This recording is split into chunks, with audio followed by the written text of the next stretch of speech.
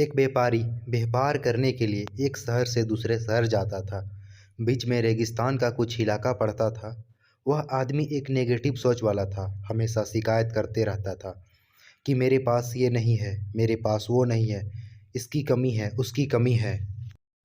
एक दिन वह रेगिस्तान से गुजर रहा था, तभी उसकी पानी की बोतल खाली हो जाती है।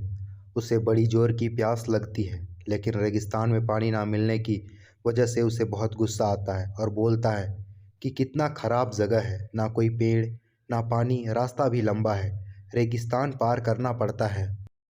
तभी आसमान की तरफ देखकर कहता है, भगवान ये कैसा जगह बना दी है आपने।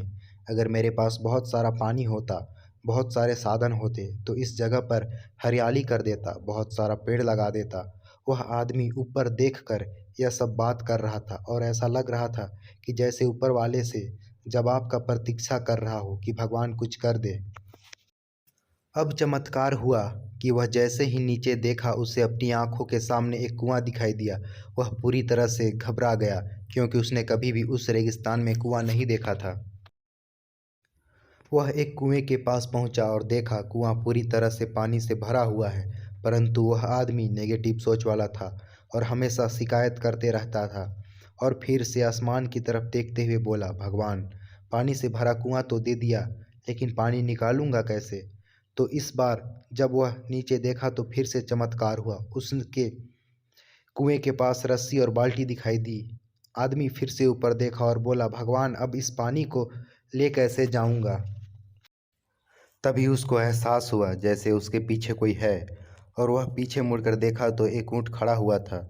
वह पूरी तरह से घबरा गया, सोचने लगा, यह तो सच में होने लगा है।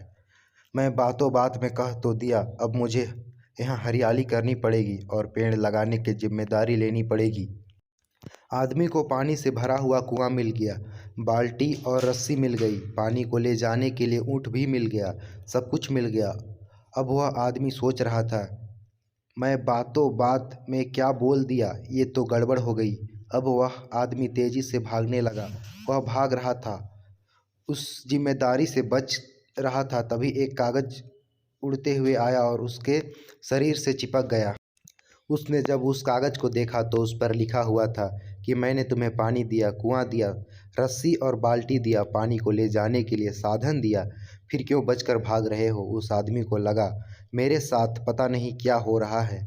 वह दौड़ते दौड़ते रेगिस्तान को पार कर लिया, लेकिन उस रेगिस्तान को हरा भरा नहीं बना पाया।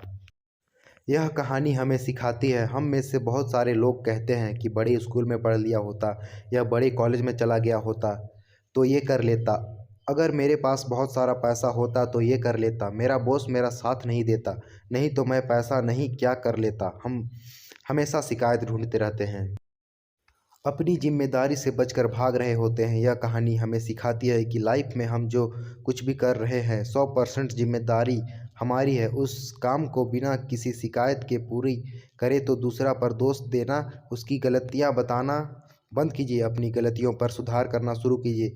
दोस्तों, अगर ये कहानी पसंद आती है तो हमारे यूट्यूब चैनल को सब्सक्राइब करें।